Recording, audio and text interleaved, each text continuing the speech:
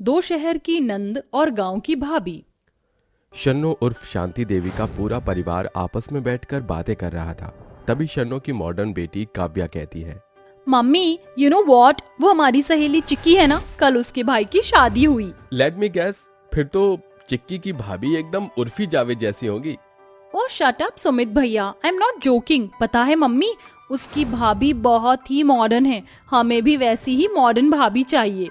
Even हम दोनों अपने भाइयों के लिए अपनी भाभियां खुद चूज करेंगे जो बिल्कुल हमारी तरह मॉडर्न हो। आफ्टर ऑल हम शहर में रहते हैं। बस करो, ज्यादा ख्याली पुलाव मत पकाओ। मैं अपने बेटों के लिए ऐसी बहुएं लाऊंगी जो संस्कारी हो और जो इस घर को संभाल सके, क्योंकि तुम दोनों तो सारा दिन लीपा पोती में लगी रहती हो। वैसे तुम दोनों को याद तो है ना, इस हफ्ते हम सभी को गांव जाना है। गांव जाने की बात पर शन्नो की दोनों बेटियां मुंह बनाकर कहती हैं, सॉरी मम्मी, लेकिन मैं और शनाया गांव जाने में बिल्कुल भी इंटरेस्टेड नहीं है, आप सब जाइए। शन्नो अपने बेटों के साथ अपने गांव चली आती है, जहां गांव की दो सीधी साधी लड़कियां चंदा और गुंजा से उनकी शादी करके उन्हें शहर अपने घर ले आती हैं। कितनी देर से डोर बेल बजा रही हूँ, मगर ये निकम्मी जैसे घोड़े तो घोड़े, गधा बैल सब बेचकर सो गई हैं। तभी शन्नो की दोनों बेटियां शनाया और काव्या आंख मीचते हुए दरवाजा खोलती हैं। अपनी दोनों शहरी मॉडर्न ननद को देखकर गांव से आई चंदा गुंजा से कहती है, हाय दैया, गुंजा देख रही हो? हाँ चंदा, ऐसा लागत है हमारी ननद का जीन्स रातों रात चूहा को उतर दिया है। कोनो बात नहीं ननद जी, तुम बिल्कुल भी टेंशन याओ नहीं, हम इसको सिल देंगे। बंद करो अपनी ये बकवास। मम्मी कौन है ये दोनों जाहिल गवार बहन जी? बहन जी नहीं ननद जी, हम तुम्हारी भाभी जी हैं। ये दोनों बिल्कुल ठीक कह रही हैं। ये तुम्हारी भाभी चंदा और गुंजा है। ये गवार हमारी भाभी हैं। मम्मी आपने गांव जाकर हमारे भाइयों की शादी कर दी, मगर आपने आखिर हमारे भाइयों की शादी कब फिक्स कर दी? बस जब मैं गांव गई थी तो मुझे ये दोनों पसंद आ गई, और तुम्हारी ये भाभी तुम्हारे भाइयों को भी पसंद है। अब खड़ी क्यों हो, अपनी भाभियों का गृह प्रवेश कराओ। दोनों मॉडर्न ननद गुस्से में अपनी गवार भाभियों का गृह प्रवेश करती हैं। तभी गुंजा जोर से कलश को लात मार देती है, जिस कारण कलश दूर जा गिरता है। तभी काव्या ताली बजाते हुए कहती है, वेल डन, गुड शॉट भाभी जी। थैंक यू ननद जी। वो कहा ना, अपने गांव में हम गिल्ली डंडा के फेमस खिलाड़ी रहे हैं।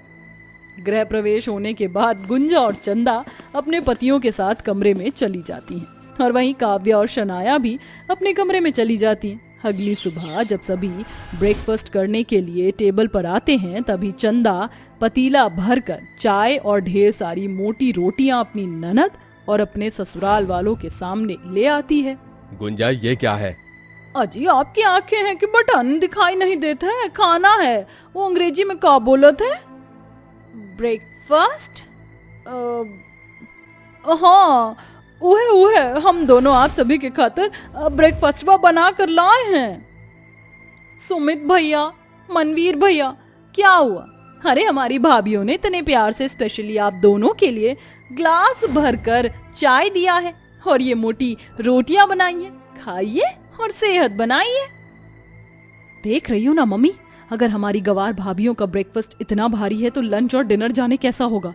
कहीं ऐसा ना हो कि लंच और डिनर में हमारी ये गवार भाभी हमें खली और भूसा ही खिला दें।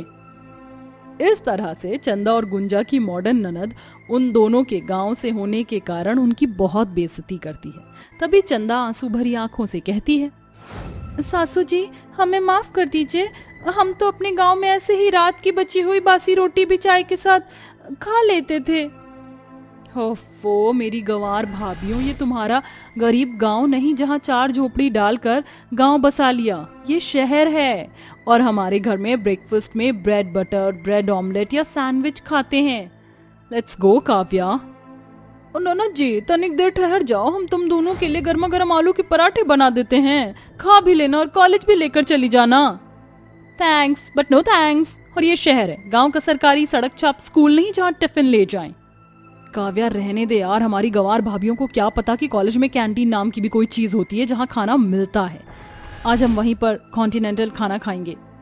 मगर ननद जी, घर के खान पान माँ और बाहर के खान पान माँ जमीन आसमान का अंतर होवत है। शरीर को ताकत घर के खाने से मिलत है। शनाया, काव्या, तुम्हारी भाभी ठीक कह रही हैं। ओह प्लीज सुमित भैया, अब आप शुरू मत होइए। एक तो पहले इन दोनों जाहिल गंवार भाभियों ने हमारी जान खा रखी है। इसी तरह से वक्त बीतता है। शन्नो देवी की दोनों बेटियां शहरी मॉडर्न होने के कारण बात बात पर अपनी भाभियों को गंवार होने का ताना दिया करती। एक दिन वो दोनों शॉर्ट बैकलेस ड्रेस पहनकर पार्टी में जा रही थी। तभी उनकी भाभियां उन्हें टोकती हैं। ननद जी, आप दोनों कहीं जाते हैं का? तुमसे मतलब? ननद जी, एक तो बात पूछें, आप हमेशा ऐसे टेढ़ा जवाब काहे देती हैं? टेढ़े मेढ़े के पैकेट में से निकली हैं क्या? Stop it! मैंने कहा हंसना बंद करो। अपनी भाभियों को ऐसे हंसता देखकर शनाया बुरी तरह से चिढ़कर चंदा और गुंजा को खींचकर चाटा मारकर कहती है, इनफ इज इनफ। जाहिल गवार झल्ली कहीं की, गवारों की तरह दांत फाड़ रही हैं। इन्हें तो हंसना भी नहीं आता। इतने में शन्नो वहां आ जाती है। शनाया, ये क्या बदतमीजी थी? तुमने अपनी भाभियों पर हाथ उठाया। तुम भूल रही हो तो मैं तुम्हें याद दिला देती हूँ। चंदा और गुंजा तुम्हारी भाभी हैं, रिश्ते में तुमसे बड़ी हैं, उनकी इज्जत करनी सीखो। जाने दीजिए सासू जी, ईमा ननद जी की कोनो गलती नहीं है। हम दोनों हैं ही जाहिल गवार, इसीलिए जो जीमा आवत है बोल देते हैं। अपनी माँ के कमरे में चली जाने के बाद जब उन दोनों शहरी घमंडी मॉडर्न ननद का मन नहीं भरता तो वो बेचारी चंदा और गुंजा को भली बुरी बातें सुनाने लगती हैं। मिल गई खुशी आज तुम दोनों को। दो कौड़ी की जाहिल गवार भाभियों के कारण हमें माँ से डांट खानी पड़ी। ऐसे ही वक्त गुजरता है, जिसके बाद गुंजा और चंदा चुप चुप सी रहने लगती हैं। वहीं एक दिन बहुत जोरों से बारिश हो रही होती है, जिस कारण शनाया और काव्या बारिश में भीगकर घर आती हैं। अरे ननद जी, आप दोनों इस तरह से भीग कैसे गईं? हमारे सामने से हटो, हमें तुम्हारी हमदर्दी की कोई जरूरत नहीं है। We are fine. ऐसा कहकर दोनों मॉडर्न ननद अपनी गंवार भाभियों को धक्का मारकर कमरे में चली जाती हैं। मगर रात होने तक उन दोनों को तेज बुखार हो जाता है, जिस कारण वह डिनर करने भी कमरे से बाहर नहीं आती। ये देखकर चंदा और गुंजा उनका खाना कमरे में लेकर आती हैं। ननद जी, हम आप दोनों के लिए खाना लाए हैं, खा लेना। चंदा, लागत है कि तबीयत ठीक नहीं है। देख कैसी ढीली ढीली लागत है। हाय दैया, इन दोनों को तो बुखार है। फिर दोनों भाभियां अपनी दोनों ननद को रात भर ठंडे पानी की पट्टियां करती हैं, जिससे बुखार उतरने के बाद उन दोनों नंद को नींद आ जाती है। और सुबह जब दोनों की नींद खुलती है तो गुंजा कहती है, और ननद जी उठ गई आप दोनों, अब कैसे लागत है? अपनी भाभियों के मन में अपने लिए फिक्र भरा देखकर शनाया और काव्या की आंखों से आंसू बहने लगते हैं। अरे क्या हुआ ननद जी, आप दोनों रो काहे रही हैं? हमसे कोनो गलती हो गई क्या? नहीं भाभी, गलती आप दोनों से नहीं बल्कि आपकी ननद से हुई है। हमने आपकी कितनी बेइज्जती की, हर बार आपको गंवार कहकर आपको कितना नीचे दिखाया, मगर फिर भी आप दोनों के मन से हमारे लिए प्यार कभी कम नहीं हुआ। आप दोनों बहुत अच्छी हैं भाभी। हाँ भाभी, you both really very nice guy. अरे ननद जी, हम दोनों इंसान हैं, हम का इंसान रहने तो गाय भैंस ना ही बनाओ। चंदा की ये बात सुनकर काव्या हंसते हुए अपनी भाभी को समझाती है। भाभी, नाइस गाय का मतलब होता है एक बहुत अच्छा इंसान। ठीक बा, अब ननद जी आप दोनों ठहरी शहरी मेम और हम भैया गांव की देसी हैं। ऐसे में तुम अंग्रेजी में खिटपिट करोगी तो हमको कच्चू कैसे समझ आएगा? आप टेंशन मत लो भाभी, आपकी दोनों ननद अब आपको बहुत ही जल्दी फर्राटेदार इंग्लिश बोलना सिखा देंगी। इस तरह से गांव से आई चंदा और गुंजा अपने चुलबुले और खुश मिजाज अंदाज से अपनी शहरी मॉडर्न ननद को अपना बना लेती हैं, जिसके बाद शनाया और काव्या अपनी भाभियों को ड्रेसिंग सेंस से लेकर उन्हें इंग्लिश में बात करना और इंग्लिश बोलना भी सिखा देती हैं। और ननद भाभी के बीच के इस बदलाव को देखकर सभी बहुत खुश होते हैं। पारुल का घर में गृह प्रवेश होता है। अंदर आओ, तुम्हारा घर में स्वागत है। आज से तुम इस घर की बहू हो।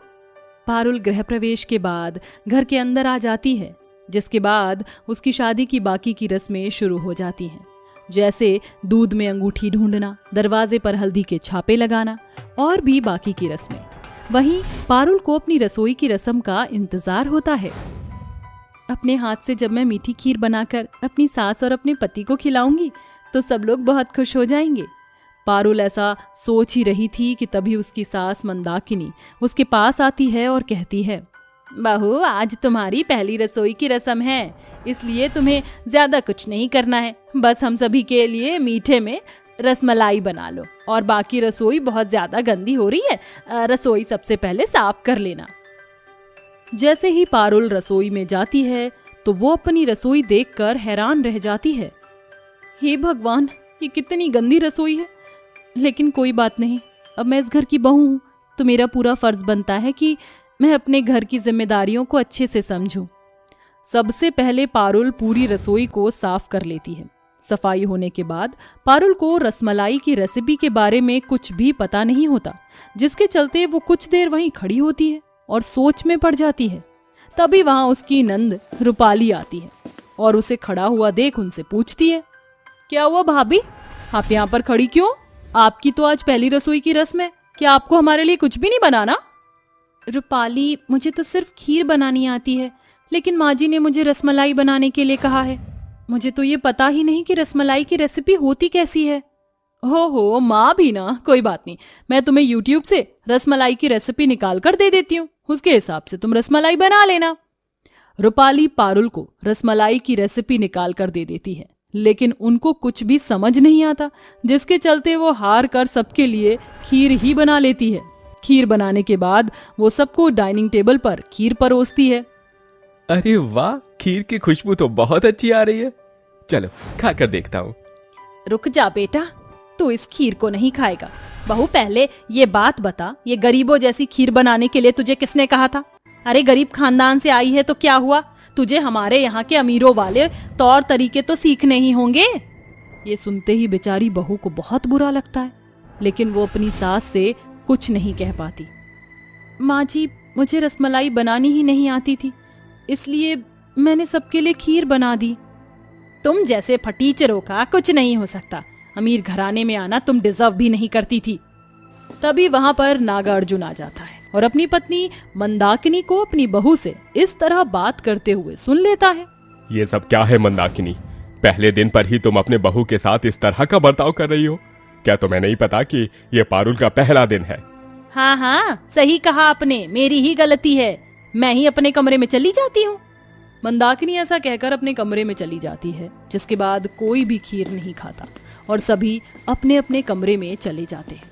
ये देख पारुल की आंखों में आंसू आ जाते हैं और वो डाइनिंग टेबल से सभी जूठे बर्तन उठाते हुए रसोई में ले जाने लगती है और रोते हुए अपने मायके को याद करने लगती है। मेरे मायके में तो जब मैं खीर बनाया करती थी तो मेरा भाई पूरा पतीला चाट जाया करता था, उसे मेरे हाथों की खीर बहुत पसंद थी और माँ तो मुझे खुद अपने हाथों से खीर खिलाया करती थी, लेकिन इन अमीरों के घर में तो किसी ने मेरी इतनी प्यारी खीर खाई ही नहीं। मैंने कितनी मेहनत से ये खीर बनाई थी। पारुल को अपने अमीर ससुराल में पहले दिन पर ही अपना मायका याद आ जाता है और वो बहुत उदास हो जाती है। अगले दिन वो फिर से अपने ससुराल में सभी को खुश करने की कोशिश करती है और सुबह उठते ही सबके लिए नाश्ता बनाती है, लेकिन उसका बनाया हुआ नाश्ता किसी को भी पसंद नहीं आता। ओ माय गॉड, इतना सारा तेल, मैं ये सब नहीं खा सकती, प्लीज इसे डस्टबिन में फेंक दो। आज के मेन्यू में कोई गड़बड़ हो गई है क्या? ये सब किसने बनाया है? तभी वैभव जोर जोर से चिल्लाकर अपने सभी नौकरों को बुला लेता है और सबको डांटना शुरू कर देता है। ये सब देख पारुल अपने पति वैभव से कहती है, इन्हें मत डांटिए, इसमें से इन लोगों की कोई गलती नहीं है। दरअसल मैंने ही इन सबको मना किया था कि आज ये कुछ ना बनाएं। मैंने अपने हाथों से सबके लिए बनाया, लेकिन मुझे माफ कर दीजिए, मैं असफल रही। सब लोग मुंह बनाकर वहां से चले जाते हैं और अपना अपना पसंद का स्विगी पर ऑर्डर कर लेते हैं, जिसके बाद वो सभी नौकर वहां पर रखे सारे खाने को डस्टबिन में डालने वाले होते हैं। रुको रुको, ऐसा मत करो, अगर तुम ऐसा करोगे तो ये खाना जानवरों के खाने लायक भी नहीं बचेगा। एक काम करो, इसे पैक करके जानवरों को खिला देना। ये सब देख मंदाकिनी को बहुत तेज गुस्सा आता है और वो अपने मन ही मन सोचती है, इस गरीब नाली के कीड़े को सबक सिखाना ही होगा। जब इस घर में मेरी पसंद की बहू नहीं आई तो मैं उसे अपनी बहू मान ही नहीं सकती, और इसका मेरी बहू बनने का कोई लेवल भी नहीं है। ये तो इस घर की नौकरानी बनने के लायक ही है। ऐसा सोचकर मंदाकिनी अपने घर के सभी नौकरों की छुट्टी कर देती है और सारे के सारे काम बेचारी पारुल के ऊपर थोप देती है। अब तुम इस घर में आ गई हो तो इस घर को नौकरों की जरूरत नहीं है। एक काम करो, जल्दी से पूरे घर की साफ सफाई करके सबके कपड़े धो लो। हाँ हाँ, क्यों नहीं माँ जी, मैं सारे काम करूंगी। पारुल ऐसा कहकर घर के काम करना शुरू कर देती है, लेकिन उसका अमीर घर इतना बड़ा होता है कि वो घर में झाड़ू लगा लगा कर ही थक जाती है। मेरे मायके में मेरे माता पिता इतने गरीब थे, लेकिन आज तक उन्होंने मुझे कभी इतना काम नहीं करने दिया। हे भगवान, मेरे अमीर ससुराल में तो बहुत ज्यादा काम है। जैसे तैसे करके वो पूरे घर का काम कर लेती है और सारे कपड़े धोकर छत पर सुखा भी देती है। ऐसे ही अब रोजाना मंदाकिनी पारुल को गरीब समझकर उसे घर की नौकरानी समझ लेती है और उससे घर के सारे काम करवाती है। एक दिन वह अपने कमरे में कॉफी पीते हुए अपने आप से कहती है, वाह मंदाकिनी वाह, तेरा भी अलग ही अंदाज है। तूने उस 2 कौड़ी की बहू को आखिर उसकी औकात दिखा ही दी। वो इस घर की नौकरानी बनने के लायक ही है और उसे उसकी हैसियत पर रखना ही सबसे अच्छी बात है। तभी कमरे के बाहर से नागा अर्जुन और उसका बेटा आकाश ये सब सुन लेता है। इसके बाद उन दोनों को बहुत बुरा लगता है। माँ, इतने बड़े अमीर घर में रहने के बाद आपकी सोच इतनी छोटी और गिरी हुई है। मैंने तो ऐसा सपनों में भी नहीं सोचा था कि मेरी माँ किसी लड़की के साथ ऐसा कर सकती है। बहुत अच्छे से जानती हो कि पारुल मेरे सबसे जिगरी यार भूपेश की बेटी है और उसके कितने एहसान है कि इस घर के ऊपर आज मैं इस जगह पर हूँ। सिर्फ और सिर्फ उसी की वजह से हूँ। तुमने एक बार भी उस मासूम सी बच्ची के बारे में नहीं सोचा। बताओ, उसे इतने अमीर घर में आने के बाद भी अपनापन नहीं लग रहा होगा। वो तो हर बार अपने मायके को ही याद कर रही होगी। नागार्जुन की बातें सुनकर मंदाकिनी को अपनी गलती का एहसास होता है और वो अपने बेटे और अपने पति के सामने हाथ जोड़कर उनसे कहती है, मुझसे बहुत बड़ी गलती हो गई। मुझे उस बेचारी के साथ ऐसा नहीं करना चाहिए था। मुझे माफ कर दीजिए। मैं अपनी गलती सुधारने का एक और मौका चाहती हूँ। मंदाकिनी ऐसा कहने के बाद अपनी बहू पारुल से भी माफी मांगती है और उसे उस दिन के बाद से अपनी बहू नहीं बल्कि एक बेटी के रूप में स्वीकारती है। अब वह अपने अमीर घराने के सभी तौर तरीके पारुल को बहुत ही प्यार और प्रेम से समझाती है, जिसके चलते पारुल धीरे धीरे अपने अमीर ससुराल में रहना सीख लेती है।